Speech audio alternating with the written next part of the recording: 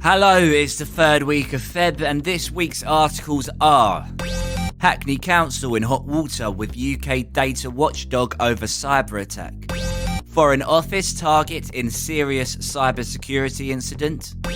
Merrymaker card skimmer scanner tool released as open source. Fritz Frog P2P botnet attacking healthcare, education and government sectors. Malicious QR codes flood Twitter to deliver a malicious Chrome extension.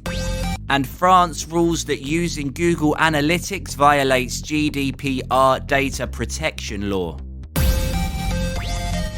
Straight off the bat, just to let you know, there's been a lot of patches that have come through for this month, so please update your relevant systems. It's Microsoft, Apple, Adobe, Android, Cisco, Citrix, Google Chrome, Intel, Linux distribution, Oracle Linux, Red Hat, Mozilla, Firefox, Firefox ESR, SAP and Siemens, as well as any others you might have come across, but I thought I'd just mention those ones in particular. Hackney Council in hot water with UK data watchdog over cyber attack. UK Council is at risk of falling foul of the government's data watchdog over the multi-million-pound cyber attack in October 2020 that hit many of its services. It comes after it refused to answer questions, including if it gave staff extra training on cybersecurity when they had to work from home, and if it did, whether or not everyone completed it.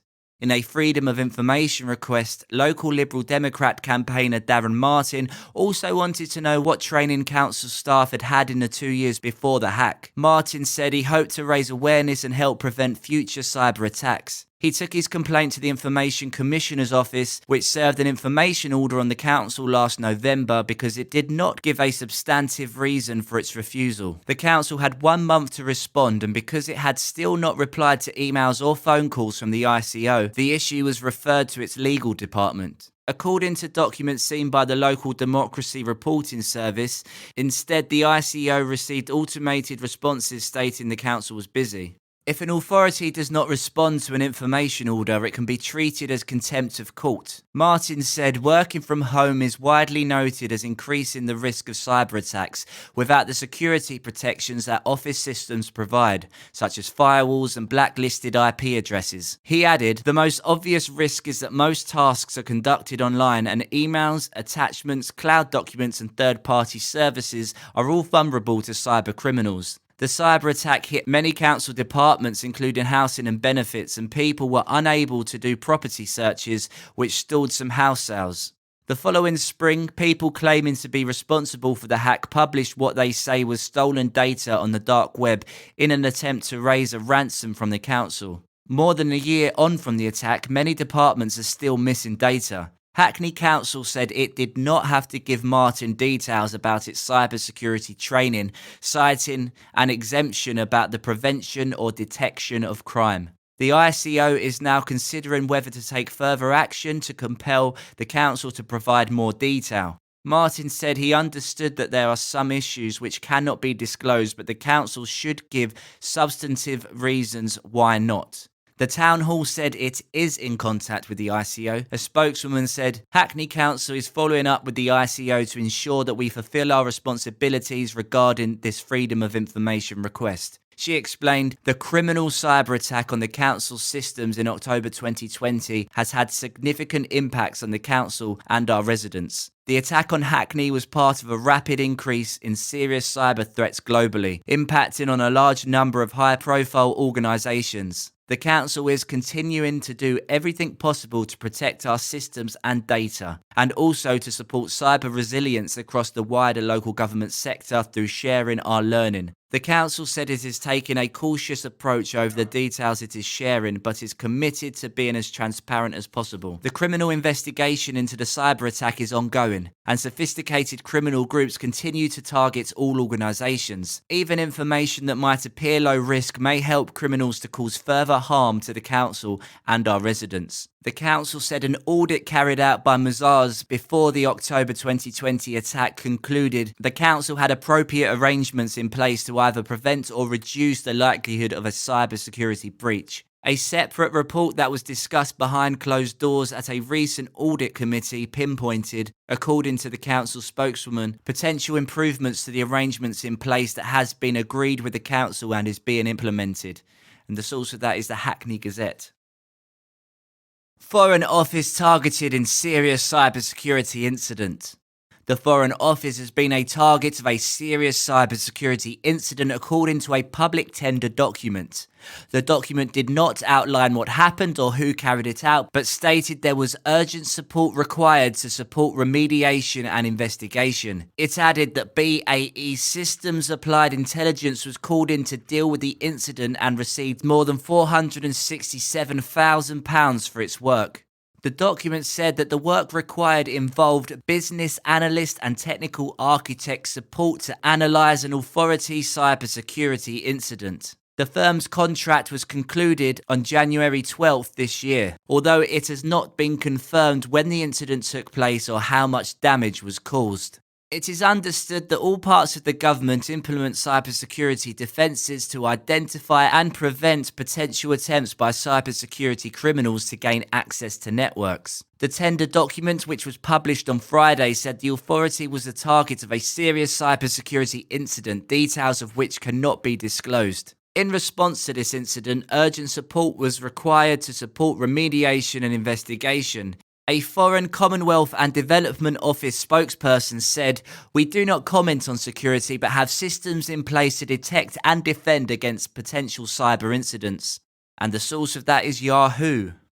There was another article in this week's newsletter that said Roman Mantis Android malware targeting Europeans via smishing campaigns. And I was wondering what a smishing campaign was because I was yet to come across that phrase just yet, and it's a SMS phishing attack, so there we go.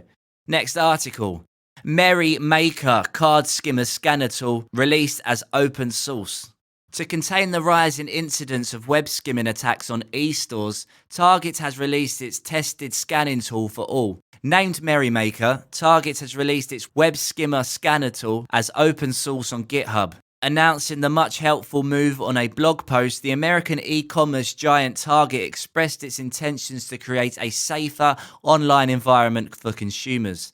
Target is one of the oldest retail giants in America, running its online store successfully and securely since 2012. As explained, Target started developing the scanning tool Merrymaker after failing to find a robust solution to prevent digital skimming. Also known as web skimming or card skimming, this malicious threat has long been a trouble for online stores. Despite various measures, the threat actors continue to find ways to infect e-stores' web pages with card skimming codes. Nonetheless, Target's ingeniously developed scanning tool worked well to detect and prevent malicious codes. As described, Merrymaker has performed over 1 million website scans successfully. Thus, the retail giant decided to release it publicly for everyone to benefit. Regarding how it works, Target explained that the tool makes purchases on the respective website as a guest. During the transaction, it analyzes the details to detect any abnormal behaviors. Merrymaker acts like a guest on Target.com by completing several typical activities including online purchases. While doing so, the tool gathers and analyzes a variety of information including network requests, JavaScript files, and browser activity to determine if there's any type of unwanted activity. Upon detecting anything suspicious, it triggers alerts in the background for remediation while completing the process usually. This approach helps Target identify and remove malicious codes promptly while performing scans in near real-world scenarios. The retail giant has released the tool as open source on GitHub while explaining more about it in a separate blog post. And that's from the latest hacking news. Fritz Frog P2P botnet attack in healthcare, education and government sectors. A peer-to-peer Golang botnet has resurfaced after more than a year to compromise servers belonging to entities in the healthcare, education and government sectors, within a span of a month infecting a total of 1,500 hosts. The decentralized botnet targets any device that exposes an SSH server, cloud instances, data center servers, routers, etc., and is capable of running any malicious payloads on infected nodes. Akamai researchers said in a report shared with the Hacker News, the new wave of attacks commenced in early December 2021, only to pick up pace and register a 10 times growth in its infection rate in a month's time. While peaking at 500 incidents per day in January 2022, the cybersecurity firm said it detected infected machines in a European television channel network, a Russian manufacturer of healthcare equipment, and multiple universities in East Asia. Fritz Frog was first documented by Guardicore in August 2020, elaborating the botnet's proficiency to strike and infect more than 500 servers spanning across Europe and the US since January that year. A large concentration of the new infections, on the other hand, are located in China. Fritz Frog relies on the ability to share files over the network, both to infect new machines and run malicious payloads, such as Monero Crypto Miner, security researcher Ophir Hapaz observed in 2020. The botnet's peer-to-peer architecture makes it resilient in that every compromised machine in the distributed network can act as a command and control server as opposed to a single centralized host. What's more, the reappearance of the botnet has been accompanied by new additions to its functionality, including the usage of a proxy network and the targeting of WordPress servers.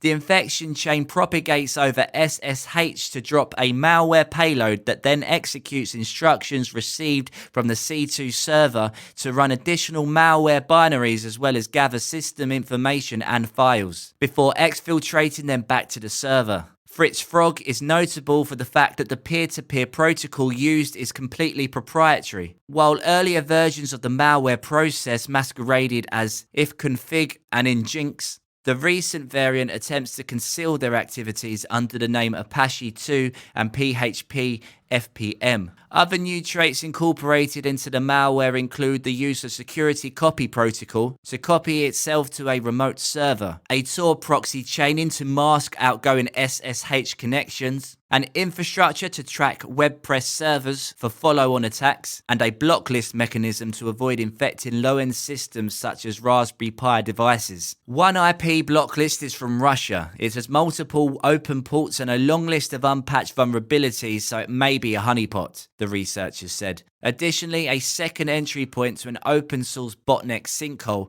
These two entries suggest that the operators are attempting to evade detection and analysis. The inclusion of the SCP feature may also have given the first clue as to the malware's origins.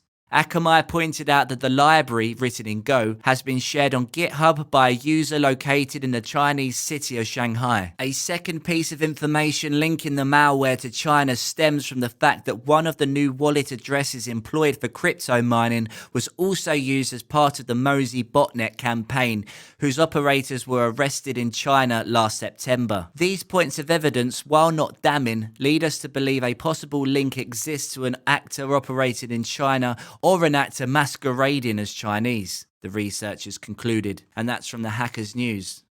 Malicious QR codes flood Twitter to deliver a malicious Chrome extension. A security researcher has discovered an odd malware campaign flooding Twitter. The threat actors have spread various images, including malicious QR codes on Twitter that download malicious Chrome extensions. Elaborating on the details in the post, Carsten Hahn described how multiple researchers noticed QR codes flooding Twitter to spread malware. Upon further investigation, the matter made him discover that those QR codes target users with malicious Chrome extensions. Briefly, these QR codes typically catch victims' attentions via lucrative images. The images boast ads for downloading pirated software as an ISO file to ensure that a victim would scan the QR code. However, this ISO file never delivers the claimed software, instead serves as a malware loader. It consists of two components, a meta.txt containing a PowerShell script and a downloader.exe. Regarding how these components function, the post states, the _meta.txt contains a PowerShell script which is encrypted with a substitution cipher.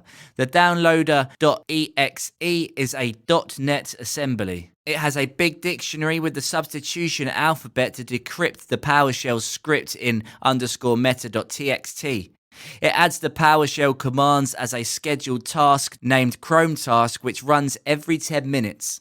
The PowerShell script specifically downloads the malicious Chrome extension that exhibits stealthy properties to escape uninstalling. For instance, attempting to visit the Chrome // extensions path would redirect to Chrome // settings. Once installed, the malicious extension doesn't run any damaging malware, attempting to evade detection. But in the background, it performs session hijacking and displays intrusive ads. Nonetheless, this apparently harmless infection may evolve into a dangerous one, as Hans stated. For now, the only purpose is getting revenue via unsolicited advertisements and search engine hacking. But loaders often do not stick to one payload in the long run, and malware authors improve their projects over time. Therefore, users, particularly Twitter users, should steer clear of such images or files displaying QR codes, no matter how tempting they may appear. And the source of that is latest hacking news.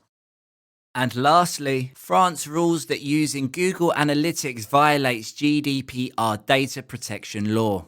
French data protection regulators on Thursday found that the use of Google Analytics as a breach of the European Union's general data protection regulation laws in the country, almost a month after a similar decision was reached in Austria. To that end, the National Commission on Informatics and Liberty ruled that the transatlantic movement of Google Analytics data to the US is not sufficiently regulated, citing a violation of Articles 44 et seq. Of the Data Protection Decree, which govern the transfer of personal data to third countries or international entities. Specifically, the independent administrative regulatory body highlighted the lack of equivalent privacy protections and the risk that American intelligence services would access personal data transferred to the United States if the transfers were not properly regulated. Although Google has adopted additional measures to regulate data transfers in the context of the Google Analytics functionality, these are not sufficient to exclude the accessibility of this data for US intelligence services. The NIL said, "There is therefore a risk for French website users who use this service and whose data is exported." As part of the order, the CNIL recommended one of the offending websites to adhere to the GDPR by ceasing to utilize the Google Analytics functionality or by using an alternative website traffic monitoring tool that does not involve a transfer outside the EU, giving it a deadline of 1 month to comply. In addition, the watchdog underscored that website audience measurements and analysis services such as Google Analytics should only be used to produce anonymous statistical data, thus allowing for an exemption from consent if the data controller ensures that there are no illegal transfers. The development comes amid fresh warnings from Meta platforms, the owner of social media networks like Facebook, Instagram and WhatsApp, that legislation dictating how EU citizens use data gets transferred to the US could lead to it pulling out the services from the region. If a new transatlantic data transfer framework is not adopted and we are unable to continue to rely on SCCs, standard contractual clauses, or rely upon other alternative means of data transfers from Europe to the United States, we will likely be unable to offer a number of our most significant products and services, including Facebook and Instagram, in Europe. The company said in an annual report issued earlier this week.